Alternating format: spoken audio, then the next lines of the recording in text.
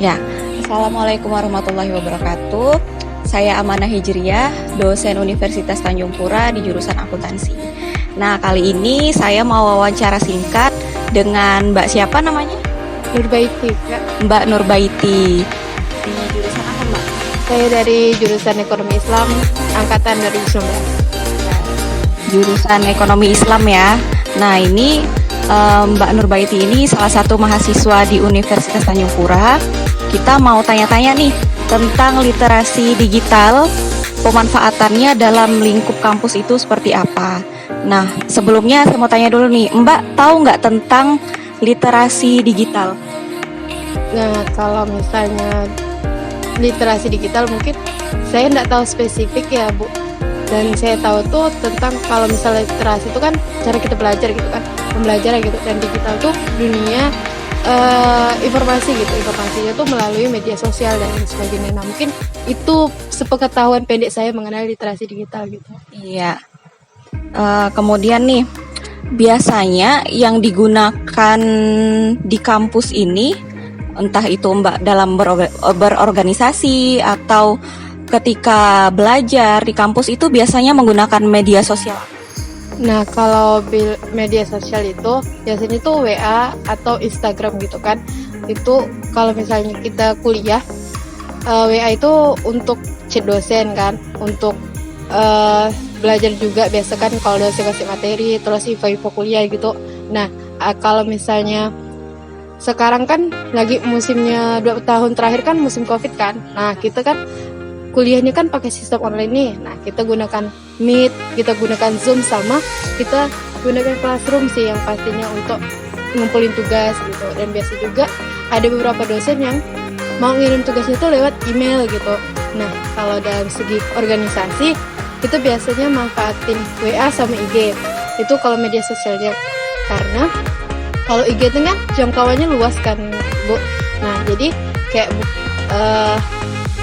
maunya kita kan kalau organisasi ini biar dikenal juga sama bukan hanya dalam lingkungan FEB, tapi juga sampai seuntan atau mungkin sepontianak gitu kan. Nah, jadi harapannya kayak gitu. Kalau misalnya kayak Twitter ataupun TikTok gitu mungkin ada tapi tidak terlalu masif gitu, dan masih belum kita jamah lah untuk situ gitu. Lebih ke IG sih yang fokusnya gitu.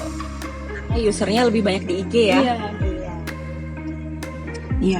Terus udah sih itu aja pertanyaannya. Terima kasih Mbak Nurbaiti. Mudah-mudahan lancar kuliahnya. Ya, terima kasih ya. Assalamualaikum warahmatullahi wabarakatuh.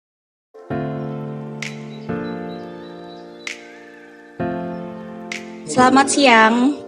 Nah, kita lanjut nih wawancara. Tadi kan udah mahasiswa. Sekarang kita lanjut wawancara untuk dosen dari Fakultas Ekonomi Universitas Tanjung Pura.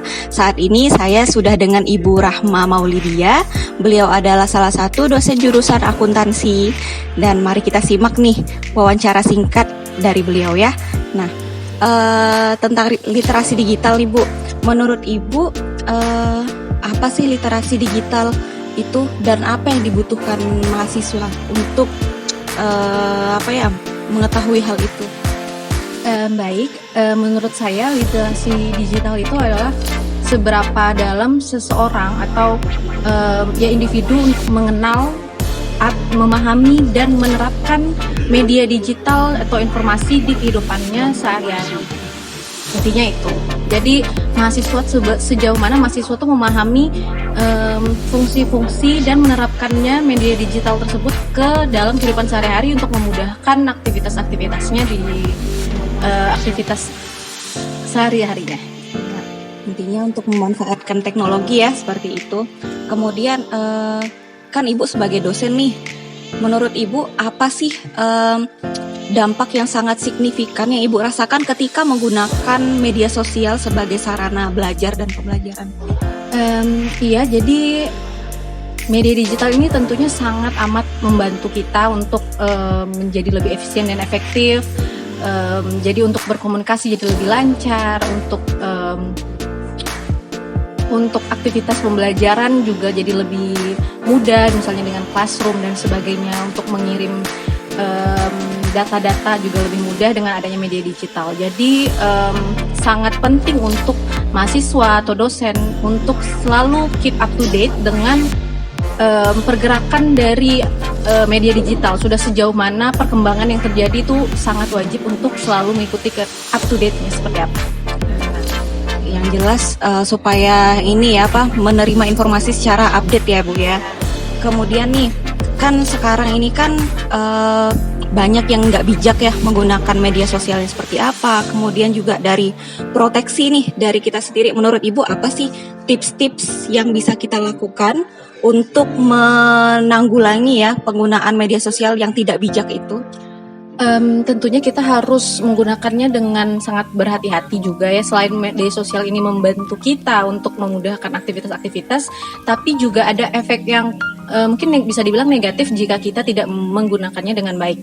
Misalnya, jadi kita harus mengatur otoritas dari setiap media sosial yang kita gunakan. Jadi ada izin-izin yang kita perbolehkan dan tidak diperbolehkan. Misalnya tidak sembarang kita mengizinkan media sosial untuk mengakses galeri di handphone seperti itu. Kemudian untuk login itu mungkin perlu verifikasi 2 kali seperti itu. Jadi benar-benar privasinya itu harus digunakan dengan baik. Iya.